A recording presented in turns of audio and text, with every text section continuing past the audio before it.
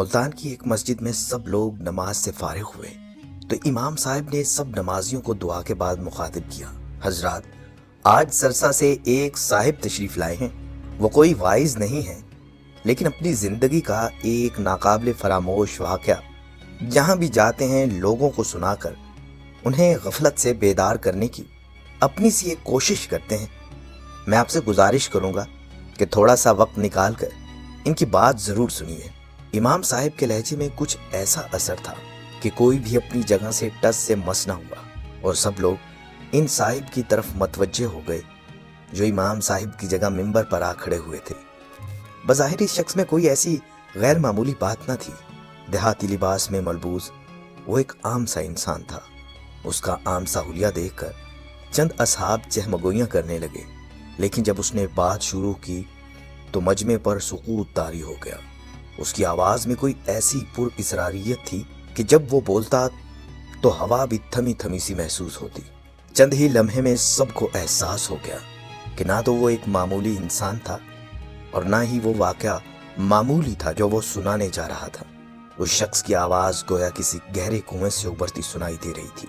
وہ کہہ رہا تھا، ساتھیو، جو واقعہ میں آپ کو سنانے جا رہا ہوں وہ کوئی من گھڑت قصہ نہیں ہے، مجھ پر بیتنے والا ایک حرف بحرف سچا واقعہ ہے۔ 10 سال ہو گئے میں زندہ لاش بن کر اس واقعے کو جہاں جہاں موقع ملتا ہے دہراتا ہوں، شاید کہ کسی کے دل میں میری بات اتر جائے اور وہ دنیا کے دکھاوے والی زندگی پر اپنی وہ جائے پناہ قربان نہ کرے جہاں اسے تا قیامت ابدی نیند سونا ہے۔ اتنا کہہ کر وہ ایک پل کے لیے رکا اور پھر اصل واقعہ سنانے لگا۔ میں ضلع حصار سرسا کے ایک دیہات کا رہائشی ہوں، اور یہ واقعہ اسی علاقے کے جنگل میں میرے ساتھ پیش آیا۔ میں گاؤں والوں کی بھیڑ بکریاں چراتا تھا، یہ ہمارا آبائی پیشہ ہے۔ ایک دن حسب معمول بھیڑ بکریاں جنگل میں لے کر گیا، ایک درخت کے نیچے چادر بچھا کر لیٹ گیا اور بھیڑ بکریوں کی نگرانی کرنے لگا۔ ابھی تھوڑی ہی دیر گزری تھی کہ فضا میں کسی ہاتھی کی چنگھاڑ گونجی اور بکریاں سہم کر ادھر ادھر بھاگنے لگیں۔ میں وہ غیر معمولی چنگھاڑ سن کر بہت تیزی سے اٹھ کھڑا ہوا۔ اس علاقے میں ہاتھی کا کیا کام؟ پھر آواز سے لگتا تھا وہ کوئی جنگلی یا پاگل ہاتھی ہے۔ بھیڑ بکریاں سہم کر ایک خاردار جھاڑی کے عقب میں جمع ہوتی چلی گئیں، گویا قدرتی طور پر یہ ان کا حفاظتی اقدام تھا۔ آس پاس درخت تو بے شمار تھے، لیکن کوئی اتنا مضبوط نہ تھا کہ ہاتھی کی ٹکر سہ سکتا۔ میری سمجھ میں نہ آ رہا تھا کہ کہاں جاؤں۔ میرا ذہن اسی ششو پنج کا شکار تھا کہ دفعتاً زمین یوں تھرتھرا اٹھی جیسے زلزلہ سا آ گیا ہو۔ میرے رہے سہے اور سانگ بھی خطا ہو گئے اور میں انجانے سمت بھاگ کھڑا ہوا۔ کچھ دور ہی گیا تھا کہ پیچھے سے ہاتھی کے وزنی قدموں کی آواز کو اپنے تعاقب میں پایا۔ میں سمت بدل بدل کر بھاگتا رہا، لیکن بھلا ایک پاگل ہاتھی کی رفتار کا مقابلہ کیوں کر کیا جا سکتا تھا؟ سیاہ فریت موت بن کر کسی بھی لمحے میرے سر پر پہنچ کر میرا کچومر نکال سکتا تھا، لیکن شاید قدرت کو کچھ اور ہی منظور تھا۔ بھاگتے بھاگتے اچانک وہ گنبد نما عمارت ویرانے میں یوں میرے سامنے آ گئی جیسے زمین سے اگ آئی ہو۔ بظاہر وہ مندر یا کسی مزار نما عمارت کا گنبد تھا۔ داخلے کے لیے ایک ہی چھوٹی سی کھڑکی نما بے کواڑ جگہ تھی۔ ایک پل میں میرا رخ اس جانب ہو چکا تھا۔ کھڑکی نما جگہ اتنی چھوٹی تھی کہ ہاتھی کوشش کے باوجود اس میں داخل نہیں ہو سکتا تھا۔ میں آندھی اور طوفان کی طرح اس اکلوتے کمرے میں جا گھسا۔ وسط میں پختہ قبر تھی اور اس کے عین اوپر چھت سے ایک آہنی زنجیر لٹک رہی تھی۔ اندر بمشکل اتنی ہی جگہ تھی کہ میں ایک طرف کو کھسک کے کھڑا ہو سکتا تھا۔ قبر پر کھڑا ہونا مجھے گوارا نہ تھا۔ ہاتھی بھی چند لمحوں کی تاخیر سے میرے سر پر پہنچ گیا۔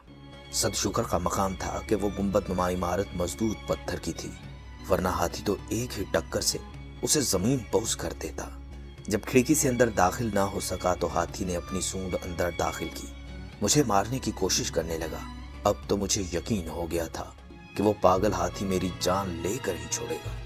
ایک آل باز سونڈ کسی ظالم چابک کی طرح میرے وجود سے ٹکرائی اور میں اندر تک ہل کے رہ گیا۔ اگر ایک بار مزید اسی طرح مجھے لگتی تو قریب تھا میں غش کھا کر گر پڑتا۔ اگلے ہی لمحے ایک عجیب بات ہوئی اور مجھے اپنی موت کا یقین ہو گیا۔ قبر کے اندر سے ایک ایسی آواز آئی جیسے کوئی تکلیف سے گلا پھاڑ کر چیخ رہا ہو۔ میں نے عذاب قبر کے کئی واقعات سن رکھے تھے، لیکن اپنے کانوں سے ایسی چیخیں پہلی بار سن رہا تھا۔ اس سے پہلے کہ میرے اوسان جواب دے جاتے، قبر کے سرحانے ایک شگاف نما مقام سے ایک غیر معمولی جسامت کا سیاہ بچھو نکلا اور دیوار پر سے ہو کر میری جانب رینگنے لگا۔ جو ہی بچھو قبر سے نکلا، چیخوں کا سلسلہ بھی موقوف ہو گیا۔ کوئی دوسرا انسان میری اس وقت کی کیفیت کا اندازہ لگا ہی نہیں سکتا۔ ایک طرف پاگل ہاتھی، دوسری طرف قبر کا بچھو، اور نیچے عذاب قبر سے تڑپتا نامعلوم وجود۔ خدا جانے میرے قدموں تلے کیا معاملہ چل رہا تھا۔ میری آنکھوں کے سامنے اندھیرا چھا گیا۔ جب کچھ نہ سوجھا تو چھت سے لٹکتی زنجیر کو تھام کر فضا میں جھول گیا اور اپنا وجود اس حد تک سمیٹ لیا کہ سونڈ اور بچھو دونوں کی زد سے دور ہو جاؤں۔ اب میں قبر کے عین اوپر فضا میں معلق تھا۔ جیسے ہاتھی کی سونڈ چکر کاٹ کر دیوار سے ٹکرائی، سیاہ بچھو اس کی زد میں آ گیا۔ معلوم نہیں بچھو کا کیا بنا، لیکن اگلے ہی لمحے ہاتھی بے دم ہو کر زمین پر آ گرا۔ تھوڑی دیر تک فضا میں خرخراہٹ سی گونجتی رہی اور پھر ہر سو موت کا سکوت چھا گیا۔ بچھو کا بھی نام و نشان نہ تھا۔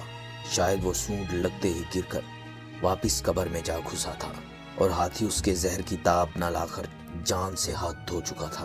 جب مجھے یقین ہو گیا کہ ہاتھی مر چکا ہے اور اب نہیں اٹھے گا، تو زنجیر چھوڑ کر نیچے اتر آیا۔ جو ہی میں نے کھڑکی نما راستے سے باہر نکلنا چاہا تو مجھ پر یہ انکشاف ہوا کہ ہاتھی یوں آڑھا ترچھا پڑا تھا کہ مجھے اسے پار کرنے کے لیے اس کے اوپر قدم جمانا تھے۔ تمام تر خوف کے باوجود میں اس مقام سے دور جانا چاہتا تھا۔ اس کے لیے مردہ ہاتھی کے وجود پر سے دم جما کر گزرنے کے سوا کوئی چارہ نہیں تھا۔ ہاتھی کا دیو ہیکل وجود اس قدر ہیبت ناک تھا کہ اس کی موت کی یقین ہو جانے کے باوجود اس کے اوپر پاؤں رکھنے کی مجھ میں ہمت نہیں تھی۔ چاروں ناچار میں نے ہمت کی اور اس کے اوپر پاؤں رکھا اور آگے جانے کے لیے دباؤ ڈالا ہی تھا کہ میرا پاؤں اس کے وجود پر یوں اتر گیا جیسے گوشت پوست کے بجائے ہاتھی کا وجود موم سے بنا ہوا تھا۔ اگلے ہی لمحے میں اپنا پاؤں گھسیٹ کر ایک ہی جست میں اس طرح ہاتھی کو پار کر گیا کہ میرا دوسرا قدم اس کے وجود سے مس بھی نہ ہوا۔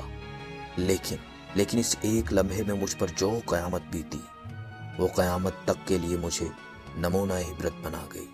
میں آج بھی اپنی ٹانگ پر نظر ڈالتا ہوں تو وہ سارا منظر میری آنکھوں کے سامنے یوں تازہ ہو جاتا ہے جیسے کل کی ہی بات ہو۔ اتنا کہہ کر اس نے اپنی دائیں ٹانگ سے دھوتی کا پلو اوپر کو سرکایا اور دیکھنے والوں نے بے اختیار اپنی آنکھیں بند کر لی۔ گھٹنے سے ٹخنے تک گوشت کا نام و نشان تک نہ تھا۔ سیاہی مائل ہڈی کے نام پر اس کی بوسیدہ ٹانگ سب کے سامنے تھی۔ پاؤں کا باقی حصہ شاید جوتے نے ڈھانپ رکھا تھا۔ گھٹنے سے نیچے پیپ کا ابھار بھی صاف دیکھا جا سکتا تھا۔ قبر کے اس بچھو میں اتنا سریع الاثر زہر تھا کہ ہاتھی کو اسے چھو جانا ہی نہ صرف ہاتھی کا وجود پانی پانی کر گیا، بلکہ اس چرواہے کی ٹانگ کو بھی دوسروں کے لیے درس عبرت بنا گیا۔ خدا جانے صاحب قبر کو قیامت تک ابھی کتنا عذاب جھیلنا تھا۔